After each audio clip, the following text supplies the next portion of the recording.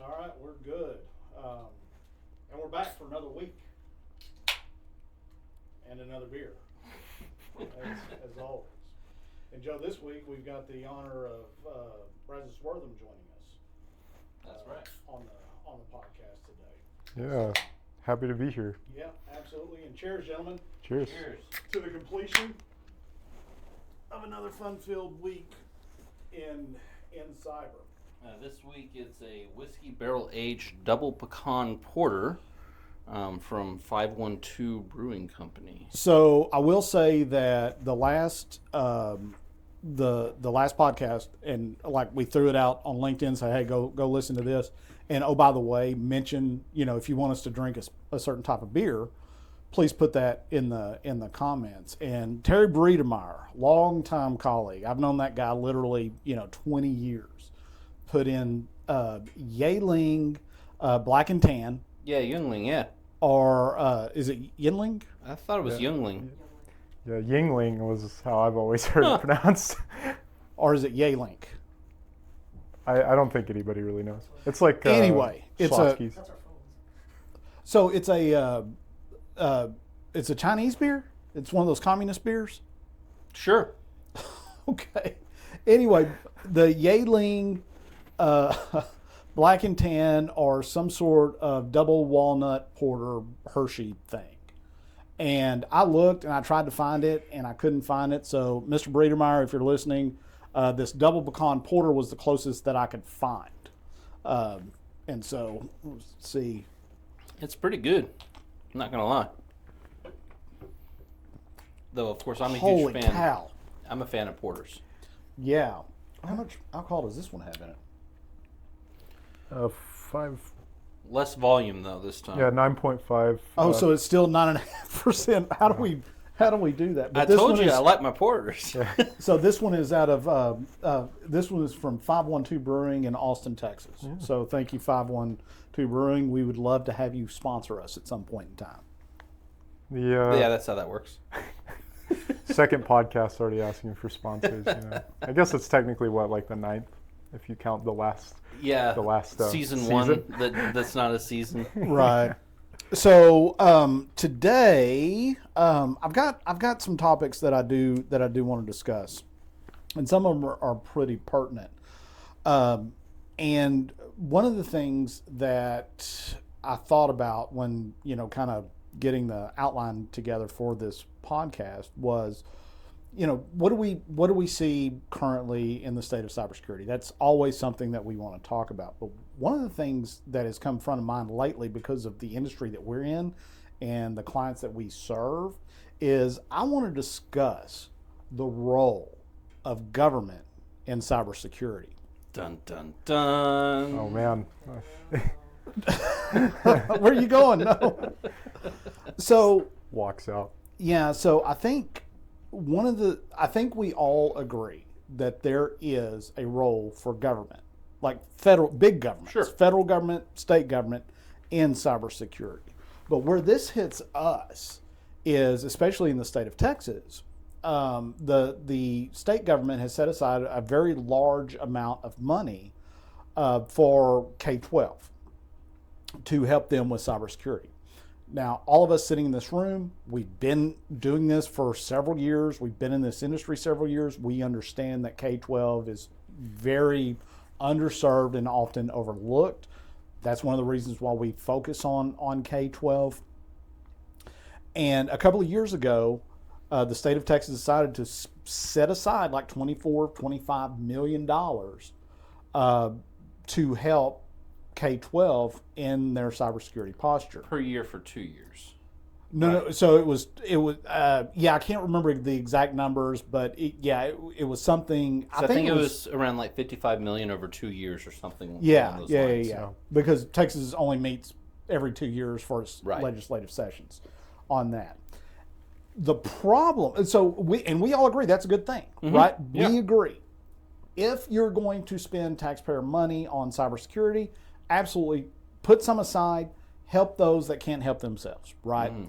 The problem that came from that was the state of Texas, in one agency in particular decided that we're going to set this money aside for you, but you're going to use who we tell you to use. Yeah. Right? Mm-hmm. And there was 3 names that came up. It was AT&T, which would be the overall contract holder. It was CrowdStrike and SentinelOne as the EDR provider. Absolutely no other EDR provider or any other company could, the school did not have a choice. And we should clarify, we did try to get on that list prior to the bill getting passed, if I remember correctly. Yeah. Well, if I, and I may be wrong here, but I think when we were looking at it, the AT&T contract that was referenced in that particular deal was something like 7 years old. It was already 7 years old. And so it was one of those things that unless you were a very, very large company like AT&T that had the resources to go bid on what was essentially a useless contract at the time, there was no reason to even go after that. And then they chose this contract that was 7 years old, or already 7 years old at the time, to utilize. So there was no competition even in that. There's nothing baked into it. It was just a selection. And so obviously, and this thing has all kinds of tentacles about how effective that is, because I don't know what the negotiated price was on those 2 solutions. But because there was only 2 solutions, I know it was probably higher than it would have been if you'd have opened up to free markets, right? If you would have said, hey, school, here's money that you can use for EDR, go get EDR and let them do the picking and choosing. Again, choice is basically how markets work. And the reason why I find it so fascinating that that's not what happened, and to my mind is still not happening, is because Texas in this legislative session was all about school choice for parents and vouchers, right? So those 2 things to me are in conflict of choice, right? Well, and we're seeing some of the same. So Congress, the state Congress is asking, I think, for another 48 million. It's or 48 million. 42. Well, and it's probably going to be approved. Yeah, in order to fund that same program going forward, even though the adoption rate has been so low, and it's been so low because of the amount of imposed restrictions on how to use the money. Which gets me to my next point. We just saw a news article this week, or it was actually a news program, and I'll throw a link of it in the comments on our YouTube channel for this. But the whole thing was there's all this money left on the table after that first biennium because the adoption rate was so low. And because we're headquartered in Texas, we're the largest cybersecurity provider for K-12 in the state of Texas. When that program first rolled out, y'all were here. I was like, man, that's going to kill half our business because they're going to go. We were worried about it. Yeah, we were really worried about it. But it turns out we actually gained. Right, we gained in the state of Texas. In fact, we had some people who adopted it and then left it for our product because that's exactly right of some service issues at the time. Yeah, that's exactly right. The thing that always it always amazed me was, I don't guess it should amaze me because we are in Texas, but it was, I don't trust the government. I don't want AT&T all up in my network. Yeah, you either had, and a lot of times it was both, but it was like either this absolute hatred of AT&T or the absolute hatred of the government, and then combined made this just complete disdain for that service in its entirety for a number of districts, or a large number of districts within the state, and also some local government entities as well. So. Well, and I think it serves to prove one point only, is that the schools need help. We know that. We get brand new clients all the time. And the way we get brand new clients all the time is they're under an active attack and they need incident response, right? And some of those are state clients, right? They signed into the state thing on that, but once they see like our service level, it's a no-brainer they come over. But it gets to the point of, if they had that money and they could go out and choose their own vendors, it doesn't even have to be us. It could be, Mike Saylor at Black Swan Cybersecurity. But give them that choice to do that. It would probably be a very popular program. Well, and I think and sorry to interrupt here, please. Joe, but there's something to be said about the program at large had a good intention behind it. However, the good intentions, the execution of it was not optimal. In fact, what I would have liked to see is kind of the same idea, is that you release this money for a purpose, be that EDR, just security in general, and then you set up a set of qualifications for that service. And as long as the service meets that set of qualifications, it qualifies for the money to be released to the school district. The problem with the way that they went about it is you set up essentially a state-ran monopoly within AT&T, SentinelOne, and CrowdStrike. And what the capitalistic system hates monopolies, but it was fine that it was a state-ran one or a state-governed one is kind of interesting as well. And that's what I was going to speak to. And I don't want to wax too political on this because I don't think it's going to be helpful. But it seems with some of these programs and some of the ways we've seen these things roll out in education specifically, it seems like the concept of smaller budgeting or smaller government, which means less spending of taxpayer money or whatever have you, they seem to think that employing it means that they need to put more strictures on what the money is spent on, and not like standards, but like you have to spend it on this, as opposed to giving the money and setting standards and then letting the school or the entity that the money's going to choose and allowing them some onus on how those things work. We're actually seeing the same thing with the funding bill for teachers and pay. Dr. Allen from Midway has done a couple of really good speeches on that, talking about the fact that the money's coming in, but they're dictating exactly how that money's getting used, and it's going to places that it's not going to help the school out as much as if they just let the school spend the money how they need. Which, again, is inconsistent with school choice, right? It's inconsistent with the voucher program. So you've got this weird dichotomy where the government knows best for you and you will take what the government is providing. But, oh, by the way, you get to choose which spoon it's fed out of. And I'm not going to get into the voucher program. The voucher program is not about actual choice. Well, I'll leave that alone. That's outside of scope. There's another caveat too with their choice of SentinelOne and CrowdStrike and AT&T. Those solutions are perfectly fine solutions. They meet the category of security. Agreed. Yes. And probably exceed it by a significant margin. But the other thing too that you have to consider is that those two solutions may not fit for every single district. You've got the difference between a Houston ISD and a Golson ISD is massive. Yeah.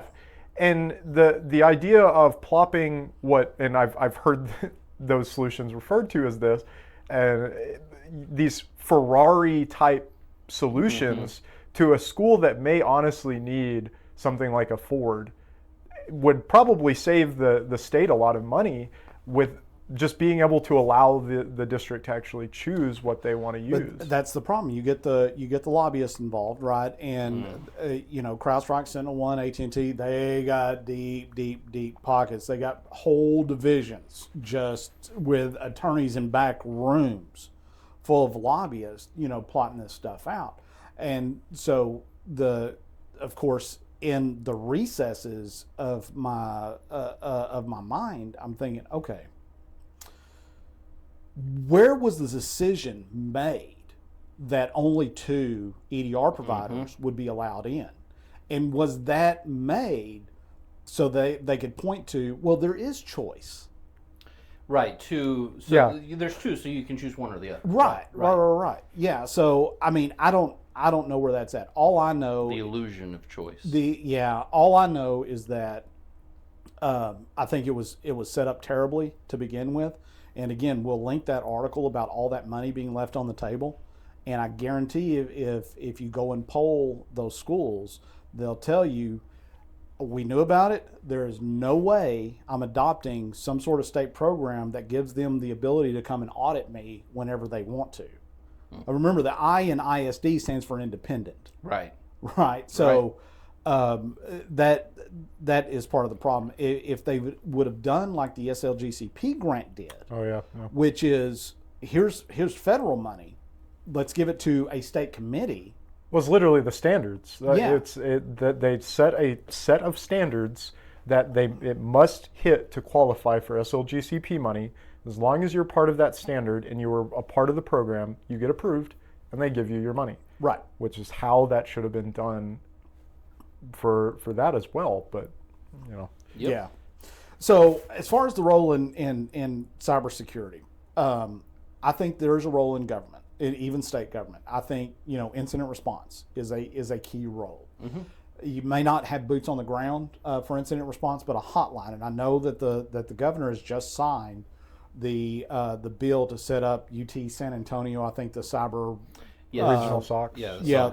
Well, it's their command center is what they're calling it, their cyber command center, which I think will eventually lead into regional SOCs and all that. But even that, if you think about the logistics of setting up a regional SOC, how are you gonna fund it? How are you gonna man it? Because the bill actually states that these regional SOCs are going to be set up on state university campuses. Yeah. Right. UTSA was the first one. And they're going to staff it with like cybersecurity students. Yeah. Which is fine, right? Which is fine. We don't have an issue with that. It'd probably be overseen by like an executive director or something like that, right? But here's where that breaks down. Is that you're going to have a regional SOC at some point in time is going to have to respond to an incident. Mm-hmm. What are they going to do? They're not going to send anybody out. Well, and that's what I think may be the caveat there is I think it's just monitoring and reporting. Right. And so if they leave it at that, then they can at least let the entities, businesses, schools, know about what's happening on their network or what potential compromise may be, but then it's like, okay, but you need to go figure out some way to take care of that. We let you know what it is. Yeah. You go remediate. Yeah. Now, my concern with kind of just the monitoring, and obviously this is speculation because we don't know what that would fully look like. It hasn't been fully fleshed out yet. But a lot of times what we've seen, and this is true data, we've seen those reports, the things like DorkBot, which the state of Texas pushed out for kind of a similar initiative of trying to secure local or state-ran entities, was not very good. I mean, they would provide reports that often were scanning the domain names of organizations that were being hosted on third-party websites or servers, that they would pick up on all these vulnerabilities that the school or the local government entity could do nothing with because it didn't actually belong to them. And this is similar to Tennessee Risk Management did the exact same thing, where they would go and scan domains, and then those domains don't actually belong to the organization, and it would freak them out because they'd get these reports saying, oh, you're doing really bad in terms of security. And I fear that you have these regional SOCs that are monitoring, but they don't have the context around what they're monitoring, and you may get them just alerting on stuff that... Well, and that's exactly what will happen. They will alert on things, and they will say, hey, you've got an alert here. Here's what we recommend you do. But they're going to stop there. There's no support. Right. But there's another portion of this that, again, goes back to like broader context, which is if they're hosting these SOCs from public institutions, Texas-run institutions, but they don't have any direct access to these clients' networks, right? And they're sending out these reports. Where are they getting the information from? They either have to be sitting on the backbone somewhere or monitoring some kind of routers or infrastructure, or it's dark web monitoring, which in both cases we've seen issues with that reporting of someone who used to be domain joined forever ago, yes, takes that laptop home. It's no longer owned by the organization. They get an info stealer on their laptop. Next thing you know, you're getting this massive report that looks really, really scary of you're compromised. They have all your passwords. Here's the user. That user hasn't been part of our organization for 10 years, and Right. we've worked multiple cases like that now, where those kind of reports come in from third-party entities, from state entities, and what we end up finding is it's not actually a risk to the organization because there's not that broader context, that more specific context. For the client. It ends up getting muddled, and I think you're going to end up with a lot of confusion and a lot of panic from those kind of scenarios. And just to really point out what Richard said, because I think that's also probably going to be the largest issue, is the post-alert support. Because we know from working with those types of organizations, a lot of times the people actually working in the IT role, especially in K-12. Now, when you get into local government, this becomes a little less of an issue. But in K-12, a lot of the people that are working in those positions are not full-time IT staff. A lot of times they're teachers, admin, et cetera. Right. So let's say a principal, for example, who often does run the IT infrastructure for some smaller districts, gets an alert from one of these regional SOCs, and it's super scary. Maybe they even say something like ransomware in there. Is there going to be post-alert support? Is that principal going to be able to pick up the phone and call this regional SOC and say, hey, can you please explain to me what this means? Right. Because they're not going to know, most likely. And I think that's probably one of the things that would cause the most issues, because then they're just going to end up calling something else or waiting too long. Well, and here's the other, and this is a horrible way of looking at it. I mean, obviously our main goal is to protect people. We don't want to play games with that or anything else like that. But there is at least a potential for legal ramifications there of if you don't know an attack is happening and you get ransomware or whatever, then you have some liability to your end users, but overall you can kind of cover that. It's negligence, but it's not horrible. The second you get a report about it and you don't know what to do and you don't act on it because you don't know how to or you don't act sufficiently, Right. now all of a sudden you're in a completely different liability standard because You didn't turn over the rock. Somebody turned over the rock for you and told you what was underneath that rock. Right. Right. And that's a bad position to be in. Yes. Especially when somebody turned over that rock and said, would you look at that? And you go, How do I deal I with see this? it. I don't know what it is. What should I do? And then you turn around to ask the person, and they're sprinting away as fast as they can. Exactly. So yeah, that is a consideration. And Now scary one. we've spent a good amount of time this session, kind of dumping on government and cyber. I do want to say we absolutely see benefit when government's in cyber. Typically at the federal level, threat intel. The threat intel that we get from like CISA and FBI and Homeland Security, some of that is the best in the world. Even MS Isaac before Yes. the thing happened. We used to get those notifications, and we've even gotten calls from federal partners that would tell us, look, this threat actor is discussing this thing on one of the forums. You guys need to check that out, right?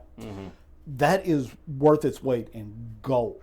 Absolutely. Well, Because the government is the only organization that has the resources to deploy like that.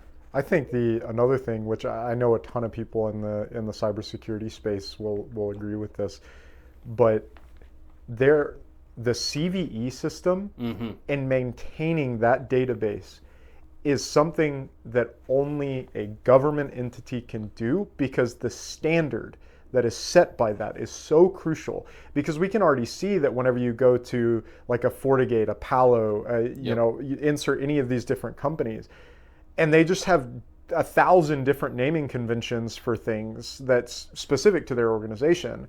And there was already, as soon as there was the potential fear that the CVE system was going away, you already saw companies were biting at the bit to try to become the de facto CVE Which next thing replacement. you're going to have 10 different ones. The standard's going to be all over the Yeah, place. and it makes it much harder for any person to do their job in cyber when that goes away. So that's a very crucial system. And let's be honest, there's another aspect of it, especially on the federal level, of it's going to be VHS and beta all over again. But on the federal level especially, you can't expect a small 1A, 2A school to go up against the entire might of like Chinese nation-state actors or Russian nation-state actors. Even if they're using like criminal proxies or whatever, they have so much more resources than this small entity. On the federal level, they have the ability to leverage their resources in order to stop resources of adversaries out there. And it's just not something that even most private companies are going to do because there's no real money in it. No one's paying for it. But it reduces the amount of leverage that those attackers have whenever those kind of resources start disappearing, like what we saw with CISA stopping all of their Russian, that was the Department of Homeland Security, stopping all of their Russian cyber ops. I mean, we're gonna see. That's what we saw in the news.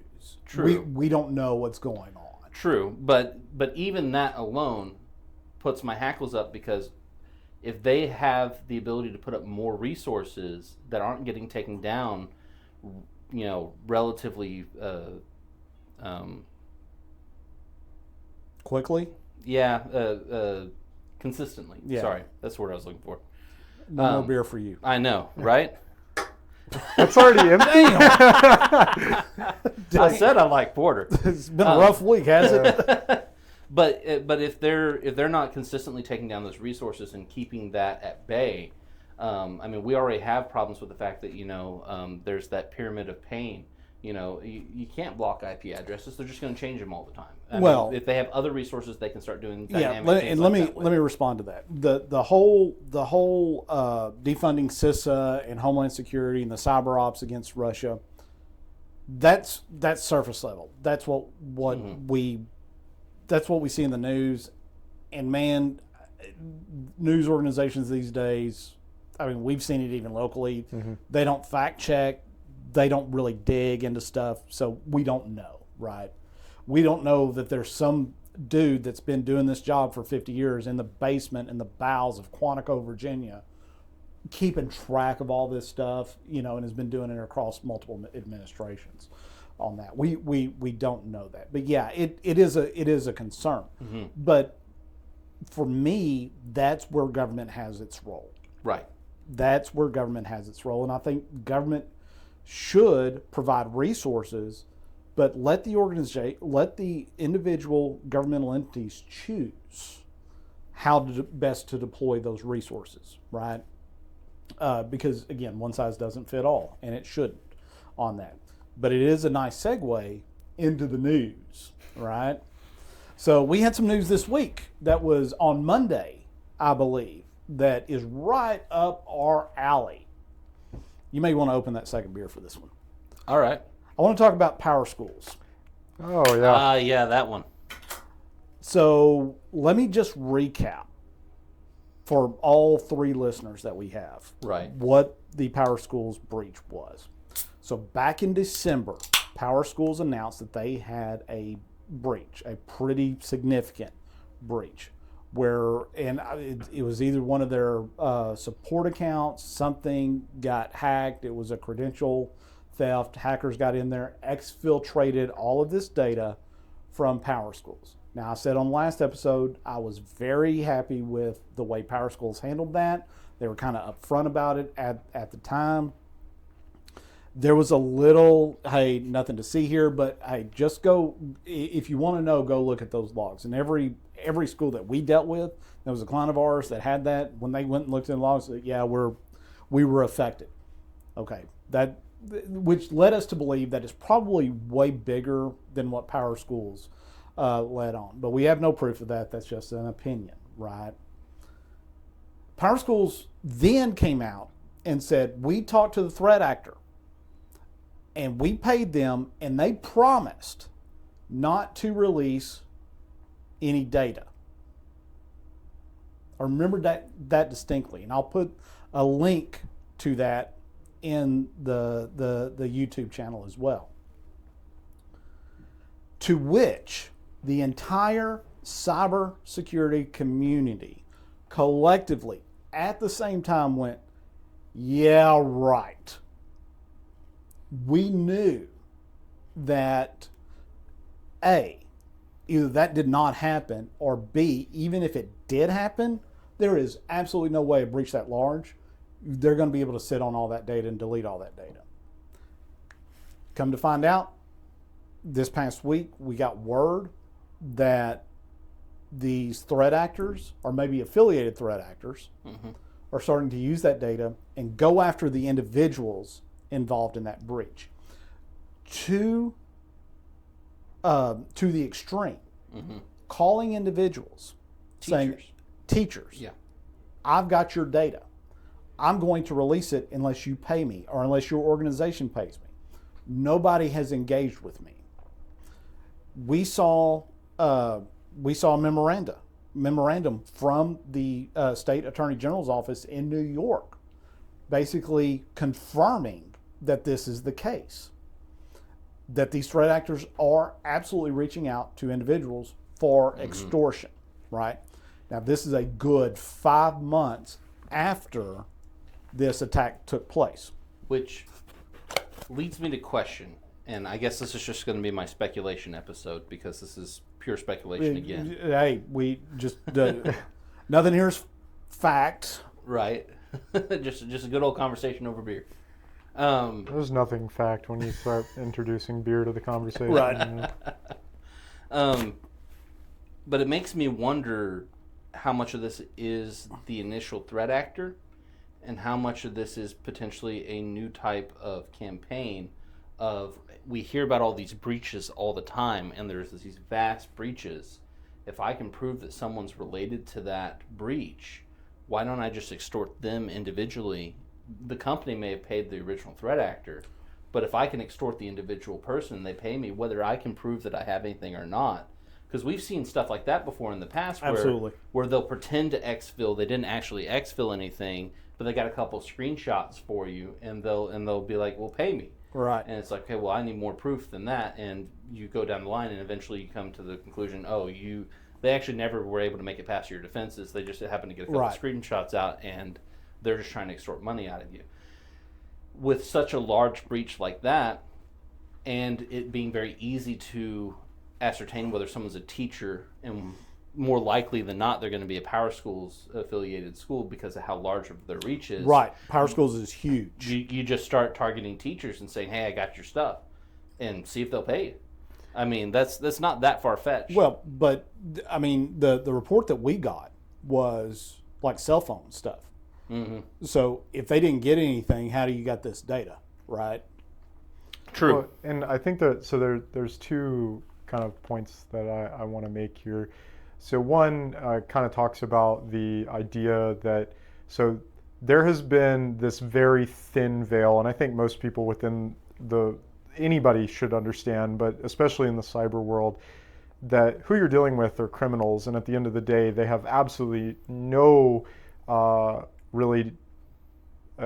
contract to say that they're not going to sell your data when you pay it. But there has been kind of this thin veil of a reputation that if you pay them and they don't actually delete their data, no one else is going to pay them.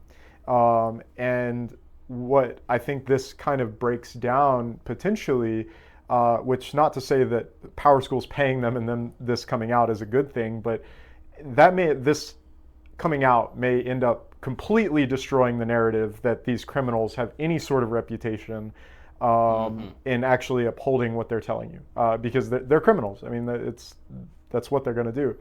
The second point and it's more of a question, but especially towards the extortion, because we've seen this start popping up more and more, where threat actors are becoming more like violent per se, going as far as to threaten people's lives on Yes. some of these breaches. And then there was a very interesting report at the beginning of this year saying that ransomware payments were down, what, 35%? Yes. 40%. 40% from last year. So I'm wondering how much of all of this is related to the fact that they're running out of money, or losing money, not running out of money. And they're trying to find different revenue streams and different ways to go about it. So instead of attacking the organization, let's target the people instead. Desperate people will do desperate things. Right. For sure. And I think it is a part of that, because remember, this is the kind of the second time this year we've actually heard about this, and we've had evidence of this kind of thing happening, where they're going after not the entity itself, but they're going after the individuals, on that. Now, the thing that breaks my heart and gives me cause for concern is we live in this world, right? We're kind of used to how these things work now, and have been for a number of years.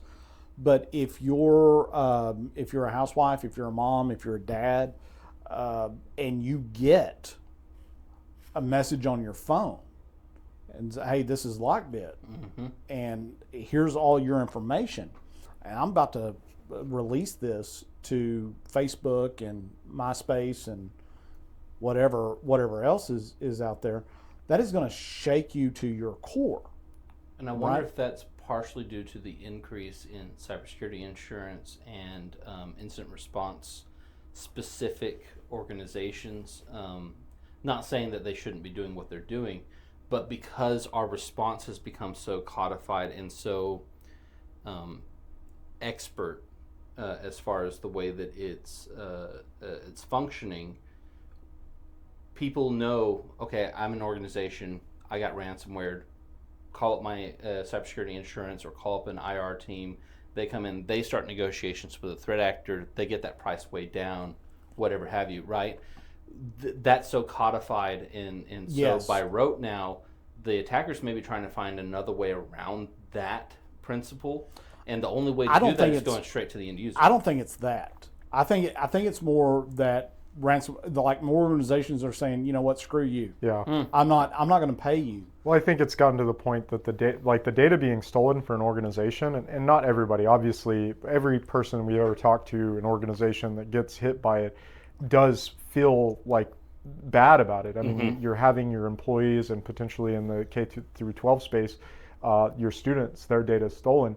But there is probably in the private sector kind of like, whoa, oh well, like, so what?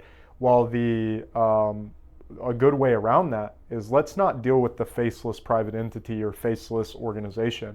Let's go after the little guy, the actual person. Because like what you said, if you receive a text message or a phone call from someone that is extorting you with all of this data that they can kind of prove in some ways that they have, as an individual that doesn't deal with the cyberspace, as Richard mentioned, that's horrifying. And you don't know what type of ramification that's going to do for you. Right. Especially when they could spin up a Facebook bot, they can just start spamming all this out, and it becomes even more problematic. It doesn't only damage your stuff, but it actually may be more lucrative for them in the long run to do that. I go back to this scene in Pulp Fiction where they're about to rob the diner, and instead of robbing the cash register, they empty the pockets of every person in the diner. Right. And that's way more lucrative than going after the cash register. Right. That's just, they may be coming around to that, because remember, in the past 6 months, that's twice that we've seen that tactic used. Well, I'm sure it puts some additional leverage on the original company who got compromised as well, because now you have your whole mass of people coming at you and saying, hey, what's this? Yeah. And you undercut any kind of PR. You can't get ahead of that story at all if they go straight to the user. The other thing too this may, if they continue to go and do that, it may bring to light the amount of organizations that experience breaches but never say anything. And then you have all of your employee base saying, hey, I'm getting this message, or Oracle.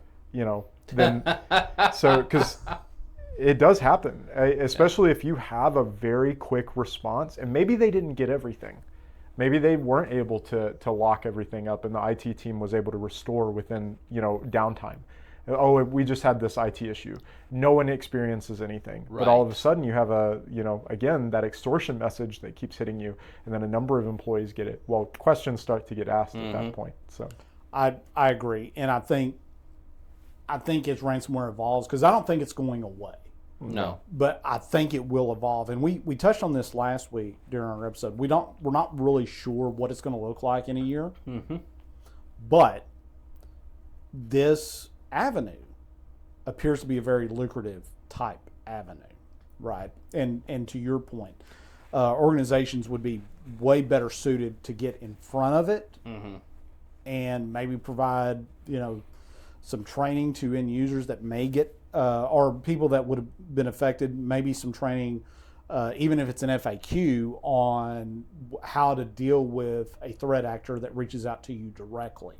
I know we released a memo this week about, hey, if you do get contacted directly by a threat actor, do not respond. Give it to local, state, federal law enforcement, the IC3 website at FBI. That's the way to handle that, right? And going about your life the best that you can, right? Well, if the threat actors didn't have the idea, they definitely do now. So this leads me to the second news item that I think is relevant here, and that's Coinbase. I didn't know Coinbase got ransomware, did you? No, I did. I think I saw like one article, but I haven't really. I don't know that I really dug into it. Yeah, same here. So information is scarce. I think it was released either Wednesday or yesterday, and I just ran across it last night. Going through the VX heavens. Shout out to the VX Underground on that. But Coinbase did something that I think is fantastic. They decided this is their public. Right. This is what they're telling the public. I don't know if this is true or not, but this is what they're telling the public. We're not paying the threat actors.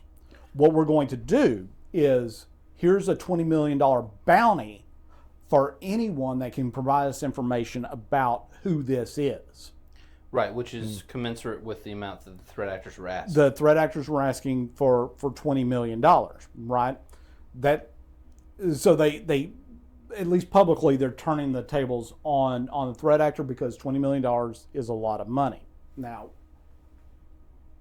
I don't know that anybody's ever going to claim that, because these groups tend to be very diverse and geographically separate, but it does lead into the conversation about offensive security operations and the validity or the efficacy of a cybersecurity company taking offensive actions against threat actors, and if that's even a good idea or not. The big thing there, the thing that I worry about, because I'm not going to lie, that's some direction I would like to potentially eventually take Cybersecurity to in the future. Cyber ops is something that I find vastly fascinating. I do think there is at least a little bit of an argument for, like you said, its efficacy. My biggest issue, or the biggest hurdle, I think, would be the gray area that it resides in legally. I honestly, I really think, kind of going back to the initial topic, I don't really know if that's like a space for private enterprise. Yeah. That's a role for government. That's the perfect. That's what I worry about. So the reason why I thought it may be a space we have to occupy is the receding of that occupation of that space by government that we've seen publicly. I won't say that they're necessarily doing it, but as long as that remains a potential, it begs the question, who's going to fill that role? And if it is going to be private enterprise, how does that look? That was more where I was thinking about in the future. These are like 5-year plans, though. I can tell you that by and large, we're not taking offensive security measures. No, right now. No. But we defend, we eradicate, and we And to make it clear, we're not even looking into that sphere as Well, of yet. This was just but there was dreams for me. And you know this because we worked this attack together, and it was back in February where we actually found the FTP server, the FTP credentials. Yes. And we said, screw it, we're going. And we went, right? And but their OPSEC was pretty good, so they had already moved. Yes. They had shut that thing down. But we did have those credentials in a config file on the victim's network. And we did try to log into the there was another one even further C2. back that. So we weren't able to log into it, but we were able to pull down the exact same files they used in order to compile their ransomware, and we were able to completely recreate the attack chain.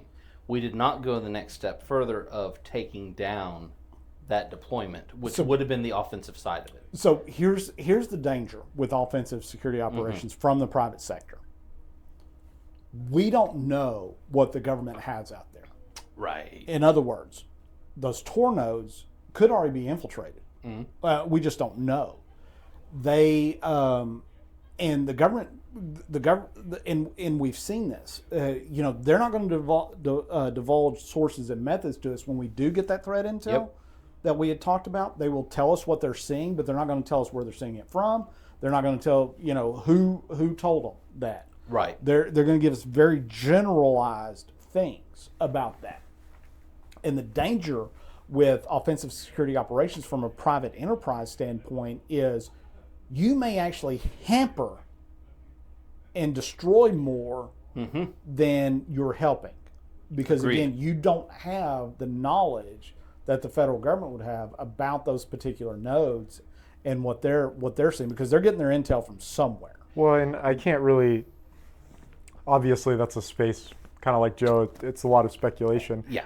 But I think the other issue with offensive security being handled by private industry goes back to kind of a similar issue to private military companies. Yeah. It's a gray area of like, how do these people actually conduct themselves in a space that isn't monitored by normal people? Right. And when you get people that are dealing with criminals every single day, you're basically in the same space as them. You're just on the blue side of things, and it only takes a couple steps for them to figure out, oh, I'm doing this on the good side of things, but oh man, wouldn't it be, I just got rid of all my competition.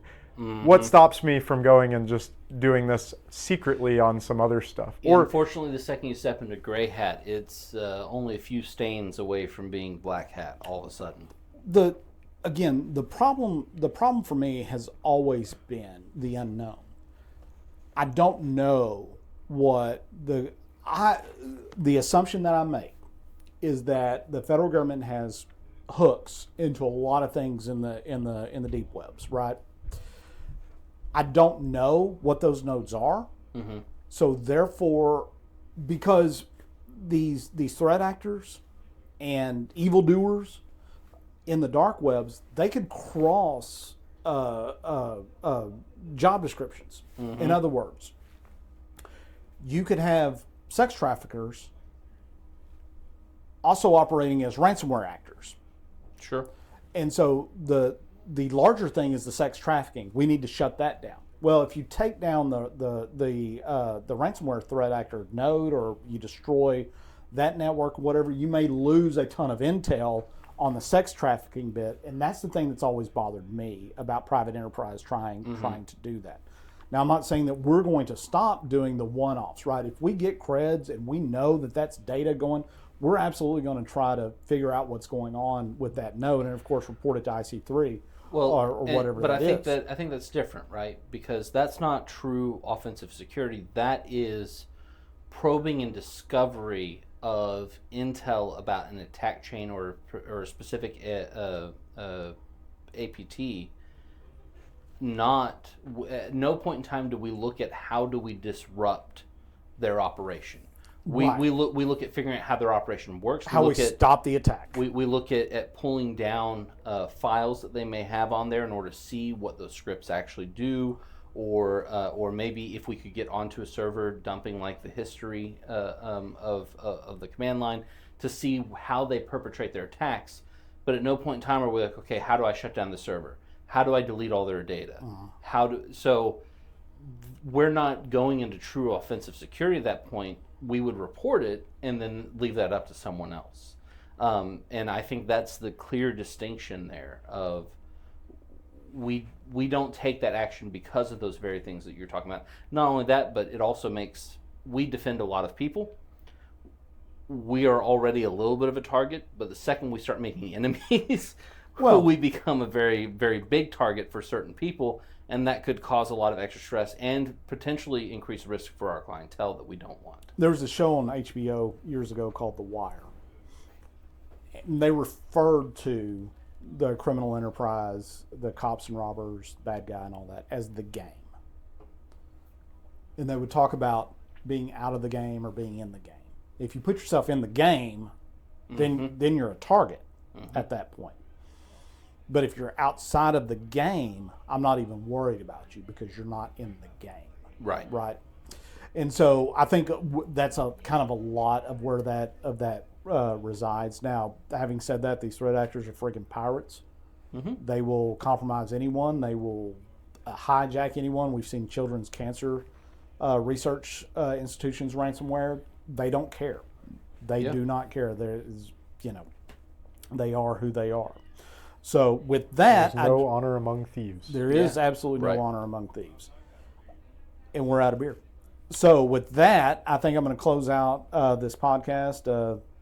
Thank you, Brazos, for joining us. Yeah, thank y'all for having me. Yeah, it was a good conversation. Joseph, you all right? I didn't get to do our opening, so I'm going to close this out with it. Please, by all means. Thank you all for listening. This has been your Sinary Information Nexus, your podcast of sin. I like it. Somebody hit the stop button. Oh, yeah, you got to get up for that.